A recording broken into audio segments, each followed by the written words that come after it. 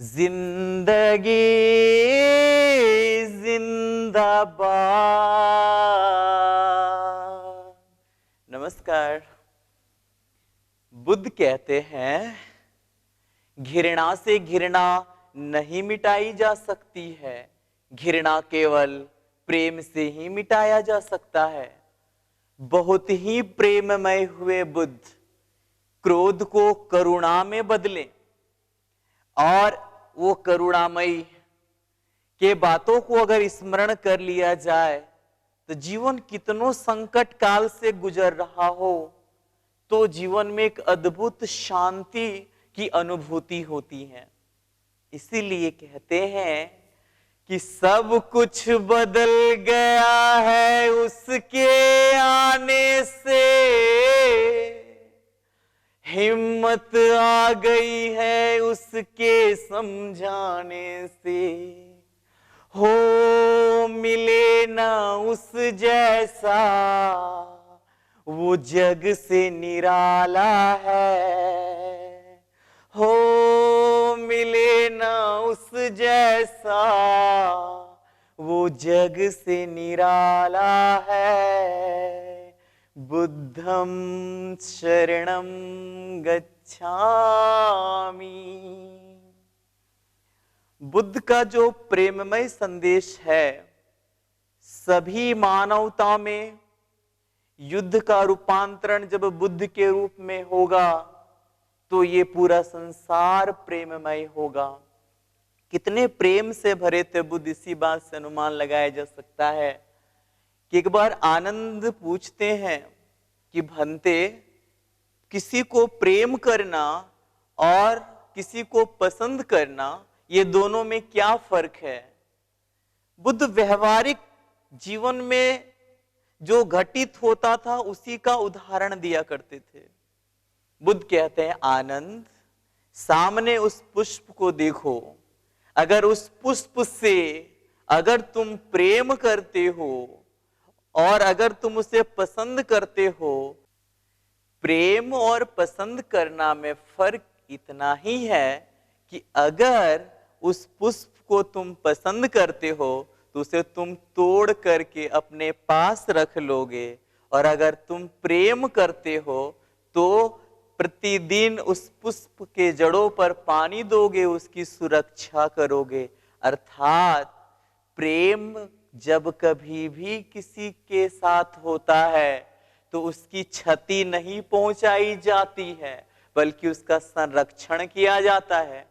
प्रेम मामूली व्यक्ति कभी नहीं कर सकता है, क्योंकि प्रेम करने का ही मतलब होता है कि अपने से ज्यादा किसी को तवज्जो देना। तो इस तरह से बुद्ध के संदेश हमारे जीवन को बहुत ही प्रकाश देने का काम करता है।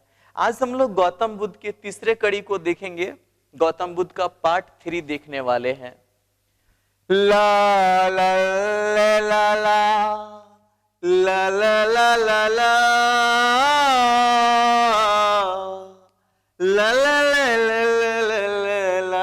ला ला ला।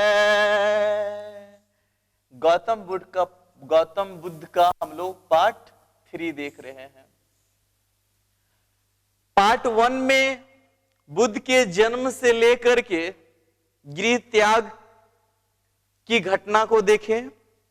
पार्ट 2 में हम लोग गृह त्याग के बाद ज्ञान प्राप्ति से लेकर के जब उन्हें महापरिनिर्वाण यानी उनकी मृत्यु तक की घटना को देखे थे। इसके बाद पार्ट 3 में बुद्ध से संबंधित जो बचे हुए जो महत्वपूर्ण बिंदु है आज इसे हम लोग देख लेंगे। पार्ट 3 पढ़ने के बाद इसका पीडीएफ डाल दिया जाएगा। पीडीएफ में जितना भी छुटा बढ़ा हुआ पॉइंट रहेगा वो सब कुछ आप लोग देख पाएंगे। आज गौतम बुद्ध के बारे में उनके मृत्यु के पश्चात जो घटनाएं घटित हुई उसको देखने वाले हैं। भगवान बुद्ध जितने भी प्रवचन दिए, जो उपदेश दिए, तो उनके जीवन काल के दौरान उसे लिखा नहीं गया, केवल श्रवण किया गया। तो अद्भुत स्मरण शक्ति के ज्ञाता के रूप में जाने जाते हैं उनके परम प्रिय शिष्य आनंद। तो भगवान बुद्ध के प्रवचनों को संरक्षित रखने हेतु एवं बौद्ध धर्म का प्रचार प्रसार करने हेतु 4 बौद्ध संगतियों का गठन किया गया। और वो 4 बौद्ध संगति कौन कौन है, आइए जानते हैं। तो इसमें हम लोग शुरू में एक गाना गाए थे, ध्यान में आना चाहिए। लुम्बिनी के वनवा में गौतम लेला हो जन्म। कब लिए थे? लुम्बिनी के वनवा में 563 ईसा पूर्व में गौतम लेला हो जन्म। शुद्ध के घर आए बुद्ध, महामाया ने दिया जन्म। गौतमी ने किया पालन, यशोधरा के बने सजन। साजन साजन तुझको पुकारे, आजा आजा राजा मैं राजा। कल शाली सबे काम, अशोक ने पटाली।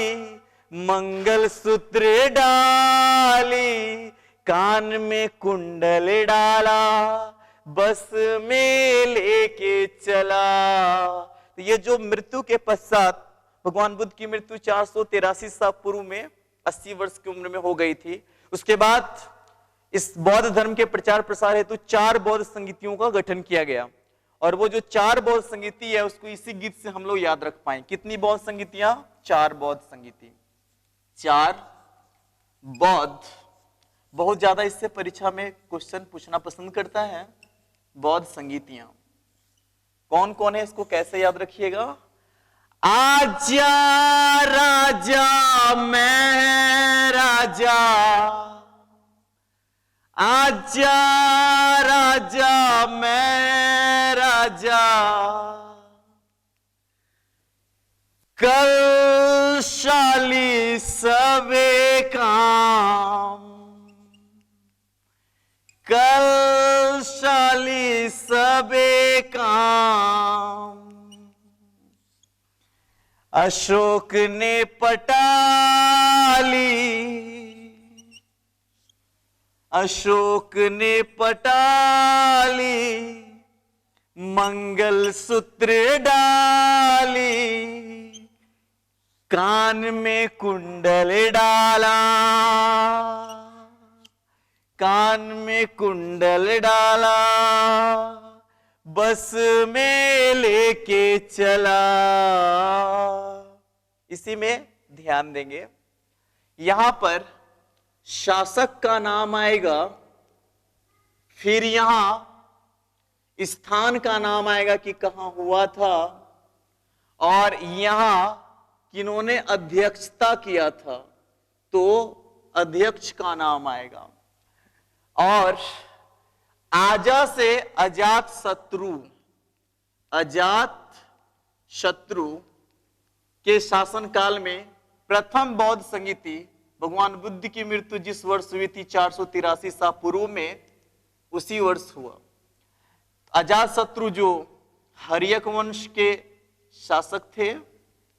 उसके बाद राजा से राजगीर सोचना है, राजगीर जो बिहार में है। उसके बाद महाराजा से महाकश्यप सोचना है, महाकश्यप। ध्यान देना है, भगवान बुद्ध की मृत्यु के बाद उनके शव को अग्नि महाकश्यप दिए थे। अग्नि महाकश्यप और आनंद दोनों मिलके दिए थे। कल से काला शोक होगा, यानी काला शोक के शासन काल में दूसरी बौद्ध संगति कब 100 वर्ष पश्चात हुई थी, 383 ईसा पूर्व में। काला शोक, काला बोलने से काला नाग होता है, तो शिशु नाग वंश के ये शासक थे। शिशु नाग वंश से ये थे। शाली से ध्यान रखेंगे वैशाली, और ये वही वैशाली है जहां भगवान बुद्ध ने स्त्रियों का पहली संघ का गठन किए थे। सबे काम से सबा कामी ध्यान रखना है, इन्हीं के अध्यक्षता में दूसरी बौद्ध संगीति हुई थी, दूसरी बौद्ध संगीति सवाकामी। उसके बाद अशोक के शासन काल में 255 ईसा पूर्व में तीसरी बौद्ध संगीति हुई थी। अशोक जो मौर्य वंश के थे, मौर्य वंश के, हालांकि ये 255 ईसा पूर्व है, इसको लेकर मतभेद कुछ विवाद है, कहीं से 250 ईसा पूर्व या कहीं 251 तो कहीं 249 भी देख लेंगे। सर्वमान्य रूप से 255 ईसा पूर्व ज्यादा लिया जाता है, इसलिए ध्यान रख लीजिएगा। पटाली से होगा पाटलिपुत्र, पाटलिपुत्र जो इन दिनों पटना के नाम से जाना जाता है। और मंगलसूत्र से मोगलीपुत्र, मोगलीपुत्र। और ध्यान रखना ये वही मोगलीपुत्र हैं जिन्हें उपगुप्त के नाम से भी जाना जाता है, और अशोक को बौद्ध धर्म की दीक्षा वही दिए थे, उपगुप्त मोगलीपुत्र जिसे आप कहेंगे। उसके बाद प्रथम पहली सदी ईस्वी में चौथी बौद्ध संगीति हुई।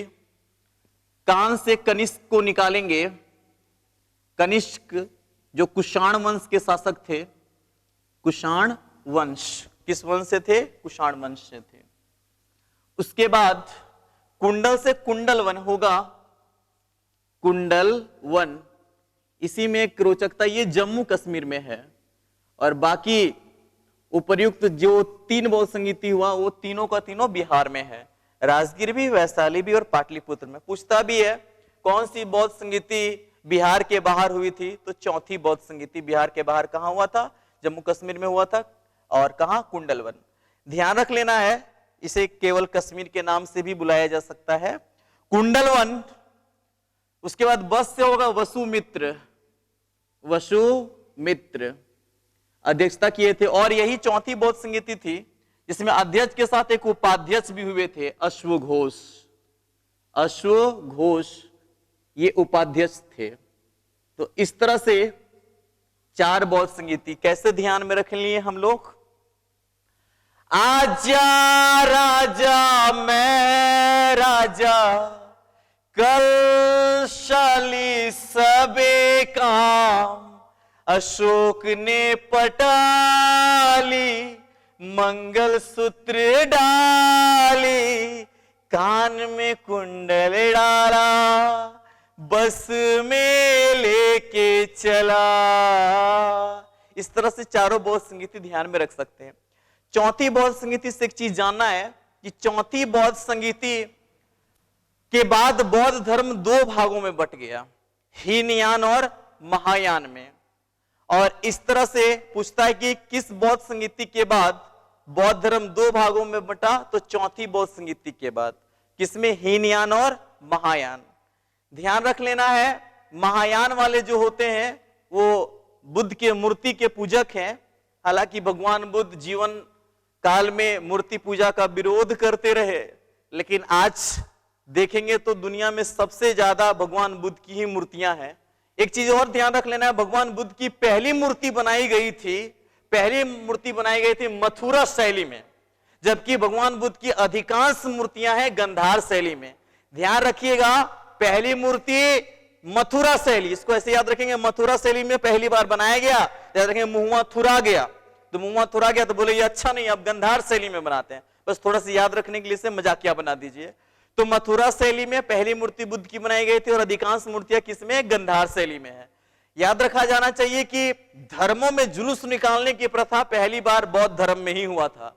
तो अगर पूछता है किस धर्म में जुलूस निकालने की प्रथा पहली बार प्रारंभ हुआ था, तो बौद्ध धर्म में। इस तरह से चारों बौद्ध संगीति से ये देखने में संक्षेप लग रहा है, इसमें कई प्रश्नों के उत्तर दे पाएंगे। भगवान बुद्ध से जुड़े हुए कुछ वर्ड्स को देखेंगे, तो ध्यान देना है, बुद्ध से जुड़े हुए तीन वर्ड्स याद रख लेंगे। लुम्बारे के वानावा में 563 ईसा पूर्व में गौतम ले लाओ जन्म। 183 ईसा पूर्व में 563 ईसा पूर्व में बुद्ध का जन्म हुआ था और 483 ईसा पूर्व में बुद्ध की मृत्यु हुई थी। और बीच का एक वर्ष ध्यान में रखेंगे, 528 ईसा पूर्व, 528 ईसा पूर्व में बुद्ध को ज्ञान प्राप्ति हुई थी। और ध्यान देना है, ये तीनों का तीनों जो घटनाएं हैं वैशाख पूर्णिमा के दिन हुआ था।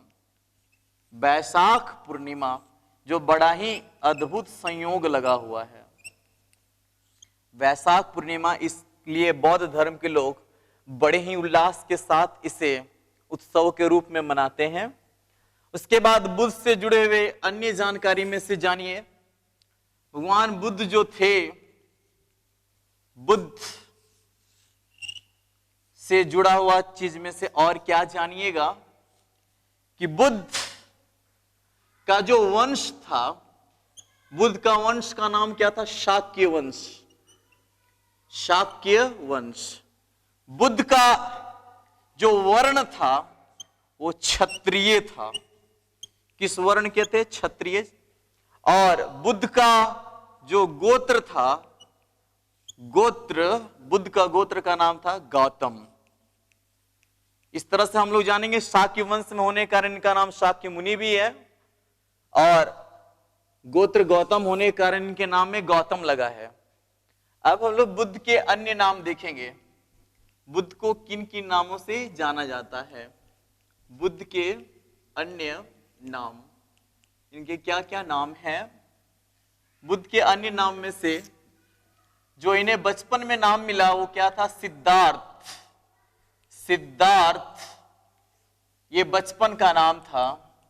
बचपन का नाम सिद्धार्थ, जिसका अर्थ होता है जो सिद्धि प्राप्ति के लिए जन्मा हो। जो सिद्धि प्राप्ति के लिए जन्मा हो। इस तरह से हम लोग जान पाए कि बचपन का नाम सिद्धार्थ रखा गया। उसके बाद जानना है, चूंकि ये नाम में देखिएगा गौतम बुद्ध लगाते हैं, तो ये गौतम नाम कहां से आया हुआ है? तो गोत्र के नाम के कारण, गोत्र का नाम था जिसके कारण, और हम लोग गाते भी हैं, गौतम ने कहा भिक्षुओं सुनो, मन ही दुख सुख का कारण है। इसके बाद शाक्य मुनि भी कहलाते हैं। ये शाक्य मुनि क्यों कहलाते हैं? शाक्य वंश में जन्म लेने के कारण। शाक्य वंश में जन्मने के कारण, जन्म लेने के कारण। शाक्य का अर्थ होता है शक्तिमान, जो शक्ति से युक्त हो। उसके बाद जब इन्हें ज्ञान प्राप्ति हुई तो ये क्या कहलाए? बुद्ध। ज्ञान प्राप्ति के बाद क्या कहलाते हैं? ये बुद्ध कहलाते हैं। ज्ञान प्राप्ति के बाद मिला नाम, मिला नाम। उसके बाद इनके शिष्य इन्हें बहुत प्यार से तथागत कहा करते थे। तथागत, तथागत का अर्थ होता है जो तथ्य यानी सत्य, जो तथ्य को जानता हो, जो सत्य को जानता हो वो तथागत कहलाते हैं। उसके बाद इनका एक और नाम आप लोग को जानना है, जो अभी जन्म नहीं हुआ है, मैत्रेय के रूप में आएंगे ये। भावी बुद्ध क्या होंगे? भावी बुद्ध, भविष्य में जन्म लेने वाले, यानी बुद्ध का अगला जन्म जो होगा उसमें इनका नाम क्या होगा? मैत्रेय होगा। और एक सबसे प्रचलित जो इनका उपनाम है वो है एशिया का ज्योतिपुंज। हम लोग गाए भी थे एशिया का ज्योतिपुंज। ये कहा करते थे, इनका अंतिम वचन ही है अपो दीपो भवा, अपना दीपक स्वयं बनो, अपना प्रकाश स्वयं बनो।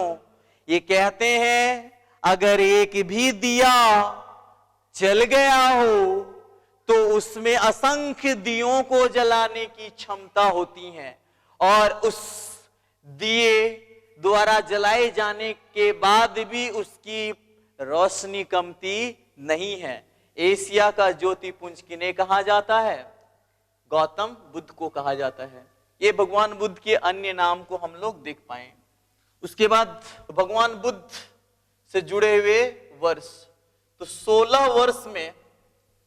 वर्ष की उम्र में इनका क्या हुआ था, विवाह हुआ था। कम उम्र में ही विवाह कर दिया गया था ताकि घर गृहस्थी में, संसार में फंस करके ये सन्यास ना ले, लेकिन होनी को भला कौन टाल सकता है। और इनका विवाह स्वयंवर से हुआ था। स्वयंवर, जिसमें विवाह किनके साथ हुआ था, यशोधरा के साथ। 16 वर्ष के बाद अगला जानना है 20 वर्ष। 20 वर्ष की उम्र में क्या हुआ था, 20 वर्ष की उम्र में ये शाक्य संघ के सदस्य बने थे। शाक्य संघ के सदस्य बने। इसमें एक बड़ी रोचक कहानी भी है। शाक्य बने, कहानी रोचक ये है कि शाक्य संघ के जब ये सदस्य बन गए तो उसमें कुछ शर्त था कि शाक्य संघ के विरुद्ध अगर कोई निर्णय लिया जाएगा तो उसमें दंड का भी प्रावधान था और देशद्रोह का भी आरोप लगता था। तो जब भगवान बुद्ध 28 वर्ष के उम्र के थे, उसी समय एक विवाद उत्पन्न हुआ था रोहिणी नदी के पानी को लेकर के। अरे रोहिणी नदी के पानी को, उसमें नियम यह था कि 1 साल कोलीय वंश के लोग यूज करते थे और 1 साल शाक्य वंश के लोग उसका उपयोग करते थे। तो एक वर्ष ऐसा हो गया कि कोलीय वंश के लोगों ने इसका विरोध किया, तो फिर शाक्य वंश के सभी संघों ने निर्णय लिया कि युद्ध किया जाएगा। तो शाक्य संघ के सदस्य कौन थे, सिद्धार्थ भी थे। तो सिद्धार्थ बोले कि पानी के लिए खून बहाया जाए, ये कहां तक सत्य है, और युद्ध किसी भी चीज का समाधान नहीं है।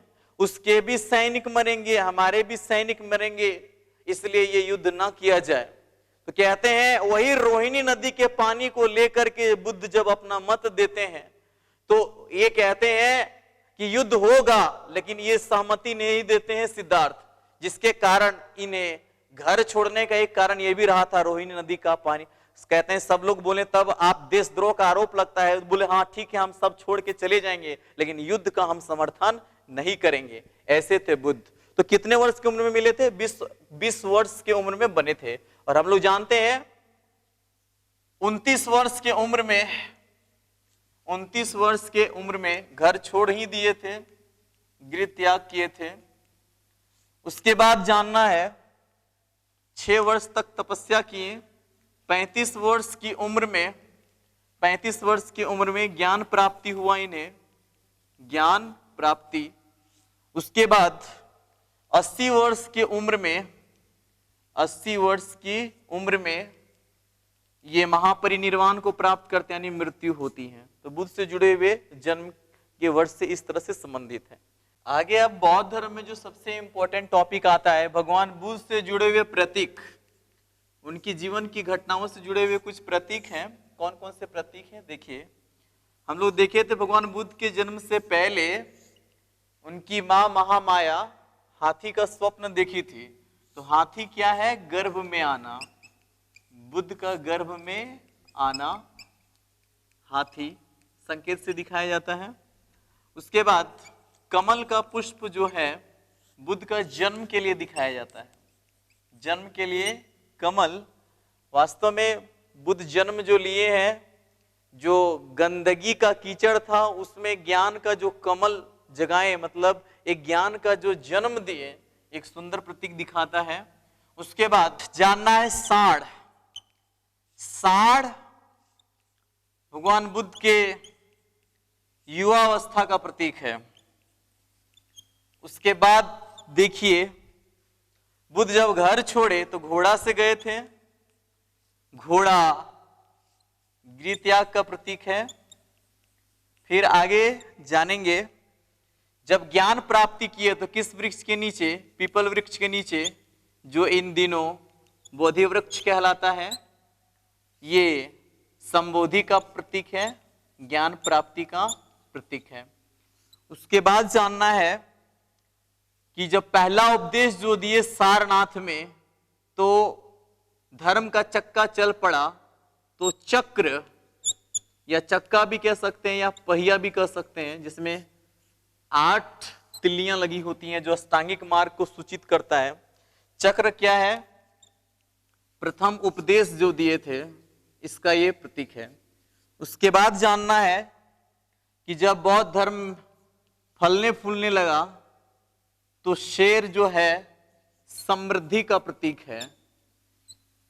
उसके बाद बुद्ध कहते हैं जीते जी इच्छा का समाप्त हो जाना, इच्छा ही दुख का कारण है।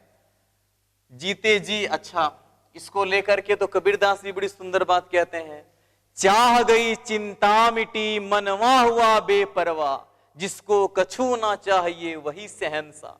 तो कहते हैं इच्छा ही दुखों को जन्म देता है।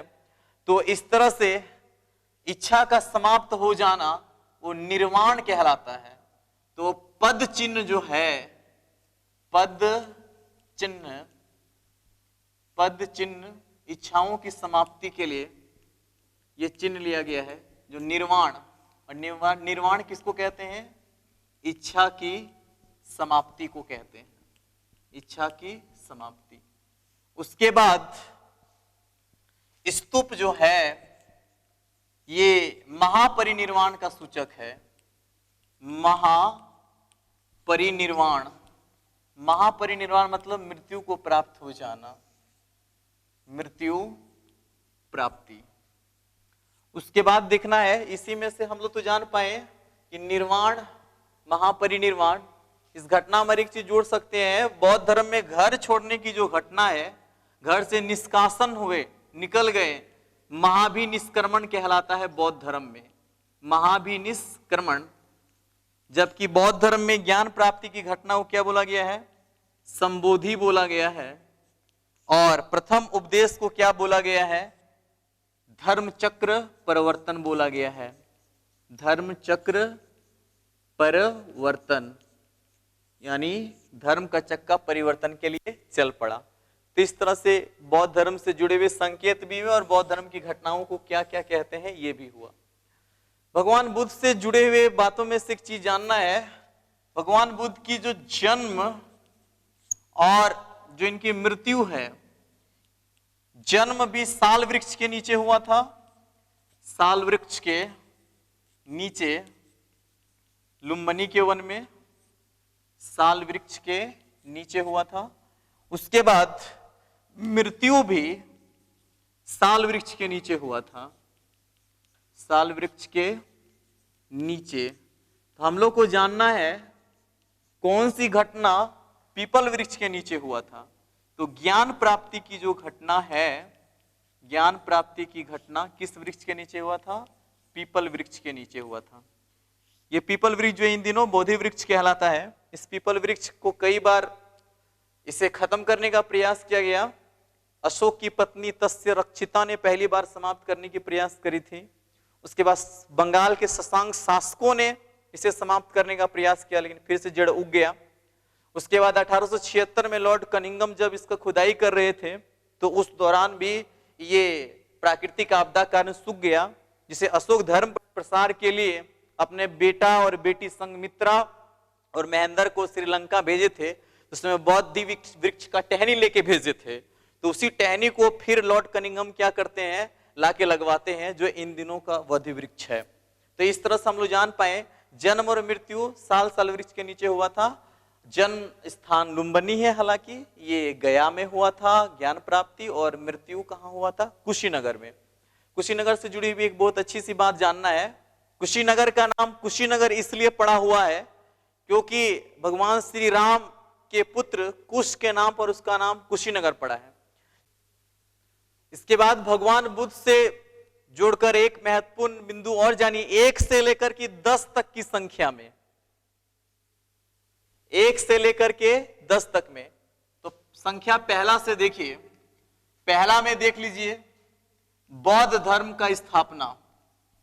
तो बौद्ध धर्म के संस्थापक कौन हुए?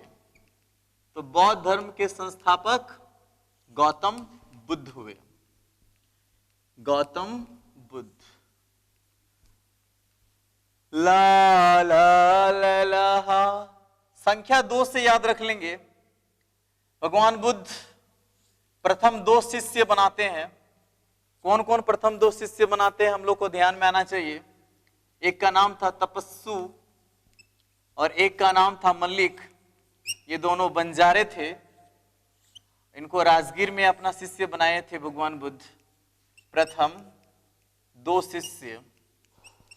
और उसके बाद संख्या 2 से ही जान लेना है कि भगवान बुद्ध जो है अपने उपदेशों में ना आत्मा का झंझट लिए ना परमात्मा का झंझट लिए। यानी बौद्ध धर्म में ना आत्मा की मान्यता है ना परमात्मा की मान्यता है। बुद्ध बोले कि बहुत वर्षों से आत्मा परमात्मा के झंझटों में मानवता पीड़ित होती आई है, इसलिए जीवन का उपदेश दिया जाए। इसलिए क्या आत्मा की मान्यता है? नहीं। क्या परमात्मा की मान्यता है? नहीं। इसलिए बौद्ध धर्म अनात्मावादी है, अनात्मावादी। और परमात्मा की मान्यता नहीं, अनीश्वर की मान्यता नहीं है, इसलिए ये अनीश्वरवादी कहलाता है। लेकिन ध्यान रखा जाना चाहिए इसमें पुनर्जन्म की मान्यता है, पुनर्जन्म की मान्यता है। और भगवान बुद्ध के पुनर्जन्म की कथाओं का वर्णन भी है किस पुस्तक में? जातक पुस्तक में। जातक बुद्ध के पूर्व जन्म की कहानियां हैं। उसके बाद आगे के कड़ी में तीसरा में जाएंगे तो भगवान बुद्ध 3 रत्न देते हैं। कितना रत्न देते हैं? 3 रत्न देते हैं। कौन कौन से 3 रत्न देते हैं? देखिए, 3 रत्न दिए, बुद्ध, धम्म और संघ। ध्यान देने योग्य बात यह है, बुद्ध कहा करते थे जागने की क्षमता बुद्ध है। बुद्ध कोई व्यक्ति नहीं है, जो जाग गया वही बुद्ध है। जागने की क्षमता बुद्ध है। जाग कर जिस पथ में चले वही धम्म है, यानी धर्म है। और पूरे संपूर्ण मन को एकाग्र करने की क्षमता संघ है। इसलिए बौद्ध धर्म की जब दीक्षा ली जाती है तो 3 रत्न बोले जाते हैं, बुद्धं शरणं गच्छामि, धम्मं शरणं गच्छामि, संघं शरणं गच्छामि। कितना मुश्किल रहा होगा बुद्ध के लिए सारी परंपरा, सारी मान्यताओं को तोड़ना। एक राजा का बेटा राजकुमार जो भावी राजा होने वाले हैं कपिलवस्तु के, लेकिन पूरा का पूरा सब छोड़ छाड़ के हाथ में कटोरा लेके चल जाते हैं। और जब हाथ में कटोरा लेके चलते हैं, कितना ताना, कितना आलोचना, कितना कुछ सुनने के लिए मिला होगा। लेकिन बुद्ध अपने पथ पर अडिग रहे। वो कहे कि सत्य के राह में भय के कारण तो राह नहीं मोड़ा जाना चाहिए। और यही सत्य की ताकत है कि सत्य की नैया हिलेगी डुलेगी लेकिन डूबेगी नहीं। उसके बाद संख्या 4 से देखेंगे।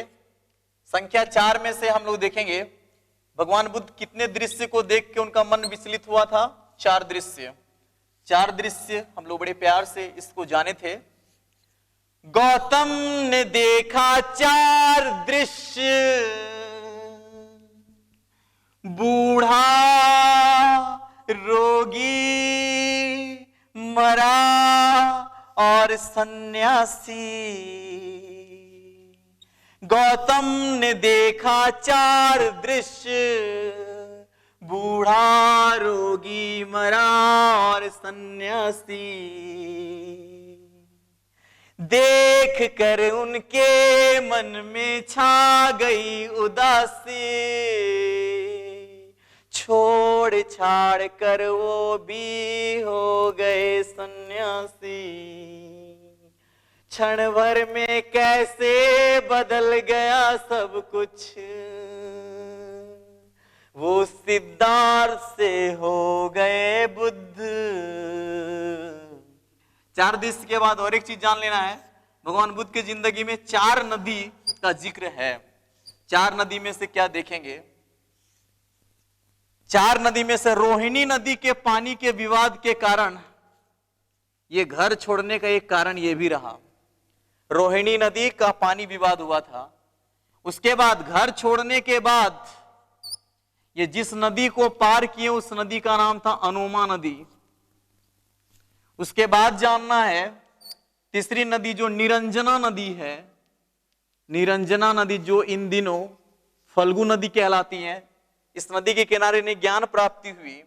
उसके बाद हिरण्यवती नदी जो कुशीनगर में है, इसी हिरण्यवती नदी के किनारे ये मृत्यु महापरिनिर्वाण को प्राप्त हुए और इनका जो अंतिम संस्कार किया गया इसी नदी के किनारे किया गया है। जो इन दिनों वो जगह का, कुशीनगर में वो जगह का नाम है रामाभार। याद रख लेंगे, कुशीनगर राम से ही जुड़ा हुआ सब कुछ आ जाएगा। राम वही हिरण को लाने के लिए सीताहरण हुआ था, तो याद रखिए हिरण्यवती नदी। राम के बेटा का नाम कुश, तो कुशीनगर। और राम जब इंसान मर जाता है तो राम नाम सत्य होता है, तो रामाभार। और इस तरह से हम लोग जान पाए भगवान बुद्ध का जो अंतिम संस्कार हुआ है उस स्तूप का नाम है रामाभार स्तूप या रामाभार टीला, जो कहाँ है, उत्तर प्रदेश के कुशीनगर में है। तो इसलिए बुद्ध की जिंदगी में कितनी नदियां, रोहिणी नदी विवाद के कारण घर छोड़े, अनोमा नदी को पार किए घर छोड़ने के बाद, निरंजना नदी किनारे में ज्ञान प्राप्ति हुई और हिरण्यवती नदी के किनारे ये मृत्यु की प्राप्ति होती है। उसके बाद तो इन चार नदियों के बारे जानने के बाद चार से जुड़ी हुई और एक घटना है। चार ये आर्यक सत्य दिए। कितने आर्यक सत्य दिए? चार आर्यक सत्य दिए। क्या चार आर्यक सत्य दिए? कि संसार में दुख है, दुख का कारण है, दुख का कारण है, दुख का निवारण है, दुख का निवारण है। और ये कहते हैं दुख का कारण इच्छा है, इच्छा है, जिसके लिए ये फिर क्या करते हैं, जिसका समाधान अष्टांगिक मार्ग है, अष्टांगिक मार्ग। उसके बाद 5 से जुड़ी घटनाओं में से जानेंगे। 5 में से जानिए पंचशील सिद्धांत देते हैं। पंचशील सिद्धांत के अंतर्गत में बड़े प्यार से बुद्ध कहा करते थे, गौतम ने कहा भिक्षुओं सुनो, झूठ नहीं बोलना, चोरी नहीं करना, नशा नहीं करना, हिंसा नहीं करना, व्यभिचार नहीं करना। 5 से और एक चीज जान लेना है, बौद्ध धर्म में 5 की संख्या में भगवान बुद्ध प्रथम उपदेश दिए थे पंचवर्गीय भिक्षु को, जो छोड़ के चले गए थे। पंचवर्गीय भिक्षु, इन लोगों को क्या किए थे? प्रथम उपदेश दिए थे। कहां? सारनाथ में दिए थे प्रथम उपदेश। उसके बाद अगला घटना अगर 6 में देखेंगे तो पाएंगे क्या, भगवान बुद्ध 6 वर्ष तक क्या किए थे? 6 वर्ष तक तपस्या किए थे। 6 वर्ष तक तपस्या। कितने वर्ष तक? 6 वर्ष तक। उसके बाद 7 से क्या जानेंगे? बुद्ध के जन्म के 7वें दिन इनकी माता महामाया बुद्ध की मां थी ना, की मृत्यु हो गई थी। 8 से क्या जानेंगे? संख्या 8 से जानेंगे बुद्ध ने अष्टांगिक मार्ग दिया। अष्टांगिक मार्ग, दुखों के निवारण के लिए कौन मार्ग दिए? अष्टांगिक मार्ग, जिसमें से बड़े अच्छे से याद रख सकते हैं, जो हम लोग के शरीर के अंगों से जुड़ा हुआ है। देखिए ये सम्यक संकल्प, यहां संकल्प ले आएंगे, सम्यक स्मृति ले आएंगे, सम्यक दृष्टि ले आइए, सम्यक वाणी ले आइए। तो 4 गो तो यही हो गया। फिर सम्यक कर्म करिए, क्यों? सम्यक आजीविका के लिए, 6 गो हो गया। सम्यक व्यायाम करिए और सम्यक समाधि। सम्यक का मतलब जो अच्छा हो, बीच का माध्यम हो, ना ज्यादा ना कम। इसलिए भगवान बुद्ध का उपदेश जो है वो मध्यम वर्गीय है। उसके बाद 9 संख्या से याद रख लेना है, बुद्ध कैवें अवतार थे? विष्णु के 9वें अवतार थे। विष्णु के 9वें अवतार। उसके बाद हम लोग जानेंगे 10 से ये 10 शील सिद्धांत दिए थे। 10 शील सिद्धांत, 10शील सिद्धांत में से शुरू के 5 उसमें मैच करता है। उसके बाद और कुछ जो बौद्ध धर्म में जो घर त्याग देते थे वो भिक्षु कहलाते थे, और जो संसार में रहते थे वो उपासक कहलाते थे। भिक्षुओं को के लिए और 5 को मानना पड़ता था, जिसमें से नाच गान नहीं करना होता था, सुगंधित चीजों का प्रयोग नहीं करना पड़ता था, तो सुख सुविधाओं के भोग से क्या करना पड़ता था, दूर रहना पड़ता था। जिसके अंतर्गत में 10शील सिद्धांत किन्हें मानना पड़ता था, भिक्षुओं को मानना पड़ता था। इस तरह से 10 की संख्या से जुड़े हुए चीज को हम लोग जान पाए।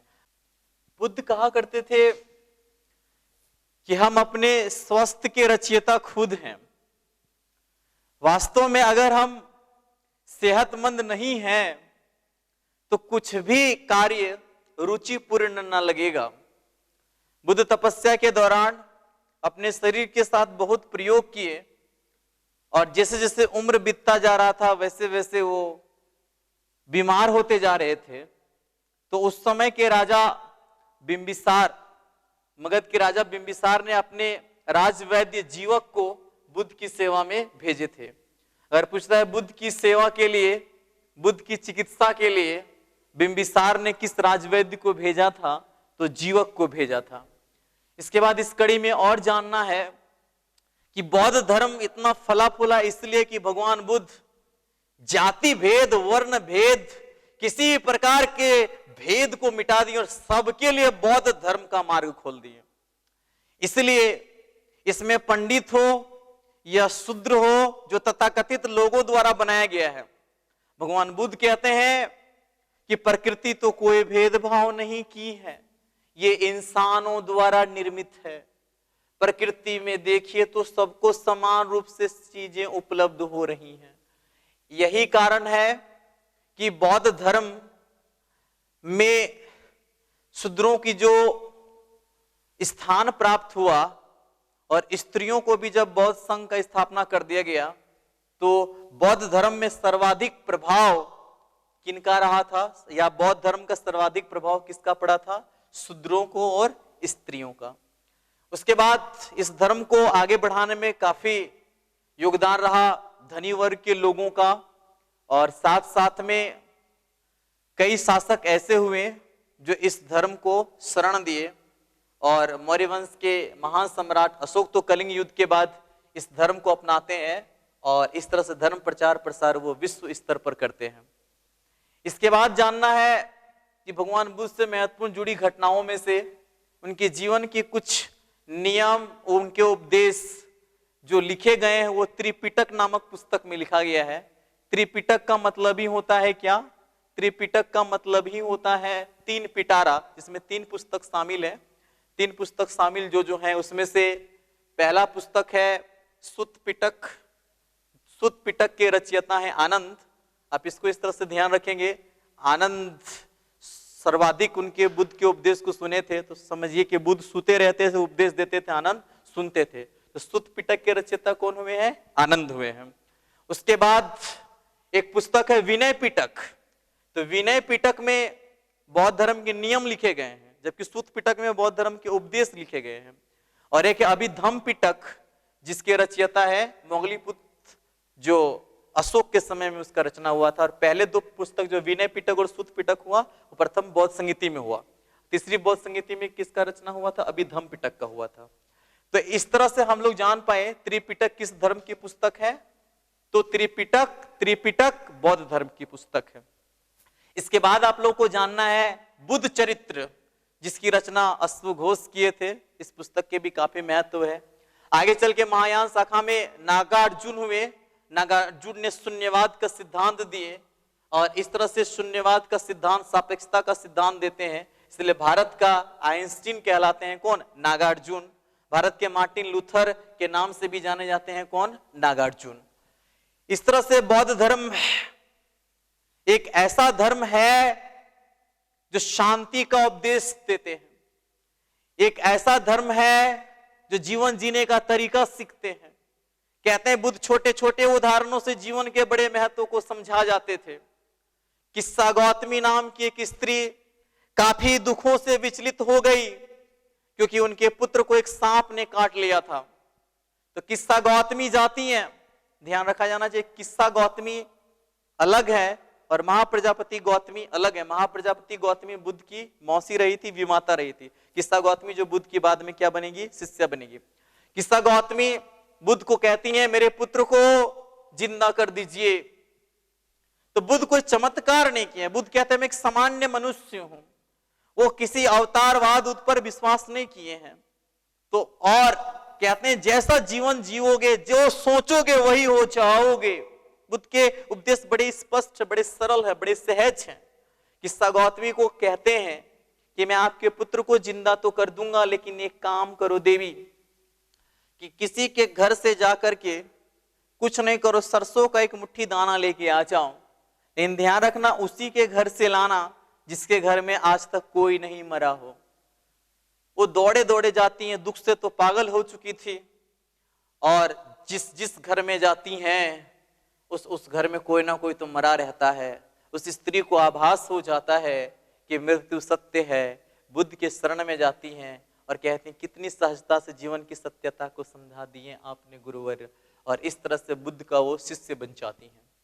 इसी तरह से घटना और बहुत कई घटनाएं जुड़ी हैं जो बुद्ध ने बड़े अच्छे तरीके से लोगों के जीवन का परिवर्तन किए हैं। कहते हैं एक बार उनका एक शिष्य दीक्षित हुआ, उसके बाद वो कहते हैं कि एक गांव में जा रहे हैं गुरुवर्य, और वहां बोले किस गांव में जा रहे हो, तो वो कहते हैं एक गांव है सूखा। अच्छा, बिहार जो है, बिहार का नाम भी भगवान बुद्ध से ही जुड़ा हुआ है, जहां बौद्ध भिक्षु निवास करते थे। बौद्ध भिक्षु जहां भ्रमण किया करते थे, जहां ठहरते थे, वो विहार, बौद्ध विहार कहलाता था। और वही विहार शब्द का अपभ्रंश बना है बिहार। तो बिहार में एक सूखा गांव हुआ करता था उस समय। तो कहते हैं उसमें बड़े दुष्ट लोग रहते थे, वो किसी का बात सुनते नहीं थे। तो शिष्य कहते हैं कि हम जाते हैं, सारीपुत्र नाम था उस शिष्य का। तो कहते हैं सारीपुत्र आप जाओगे, इससे पहले मैं एक चीज जानना चाहता हूं कि तुम उस गांव को तो जाओगे, लेकिन वहां दुष्ट आदमी लोग रहता है। कहते क्या हुआ, दुष्ट आदमी को भी तो सुधारने वाला होना चाहिए ना बनते। बुद्ध कहते हैं कि अगर तुम वहां जाओगे तो लोग गाली देने लगेंगे, तो तुम क्या करोगे। कहते हैं गाली ही तो देंगे, गला तो नहीं दबाएंगे। उसके बाद कहते हैं अगर तुम्हें मारने लगेंगे तो क्या करोगे। बोले मारेगा ही तो लोग, कम से कम जान से तो नहीं मार देगा। बुद्ध कहते हैं अगर मार देगा जान से तो क्या करोगे। कहेंगे चलो कम से कम कोई तो है जो हमें मुक्ति दे दिया। कहते हैं जाओ सारीपुत्र, अब तुमको उस गांव को सुधारने से कोई नहीं रोक पाएगा। सारीपुत्र इतना बुद्ध से प्रेम करते थे, इतना बुद्ध से प्रेम करते थे कि जब पता चला बुद्ध अब मृत्यु को प्राप्त होने वाले हैं, तो कहते थे कि हम बुद्ध को मरते हुए नहीं देख सकते हैं। और वो क्या हुए, बुद्ध के मरने से पहले ही वो प्राण त्याग दिए। ये होता है प्रेम, अद्भुत प्रेम, जो सामने वाले के विरह को देखकर ही क्या होता है, आहत हो जाता है। आज हमें अपने हृदय में बुद्ध को जागृत करने की दरकार है। आगे चल करके बौद्ध धर्म का प्रभाव जब बढ़ने लगा, बौद्ध धर्म में कुछ कर्मकांड भी शामिल होने लगे, तो फिर शंकराचार्य आए और फिर से वो अहम ब्रह्म अस्मि कहते हैं। बुद्ध के वचनों को एक अलग तरीके से कहते हैं। छुपा रुस्तम बुद्ध निकले, इसलिए शंकराचार्य को ध्यान में रख लेंगे। छुपा रुस्तम बुद्ध कहा जाता है, प्रच्छन्न बुद्ध कहा जाता है।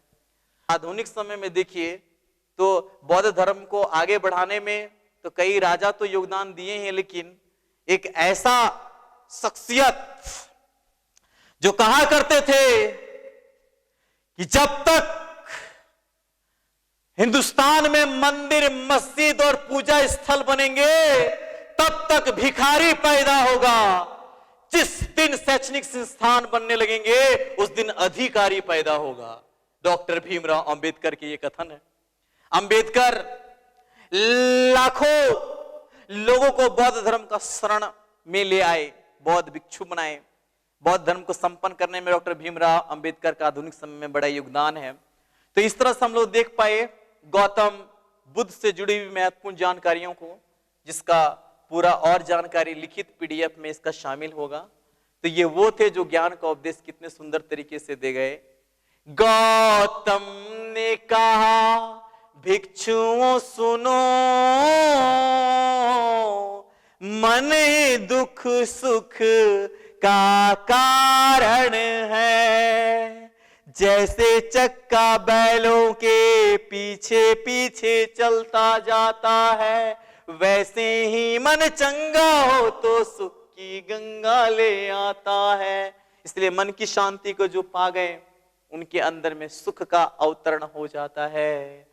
सब कुछ बदल गया है उसके आने से, हिम्मत आ गई है उसके समझाने से। हो फंसा मैं जब जब भी उसी ने तो निकाला है।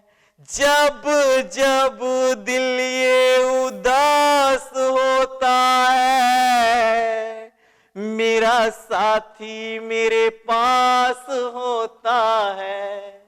हो मिले ना उस जैसा वो जग से निराला है। बुद्धं शरणं गच्छामि।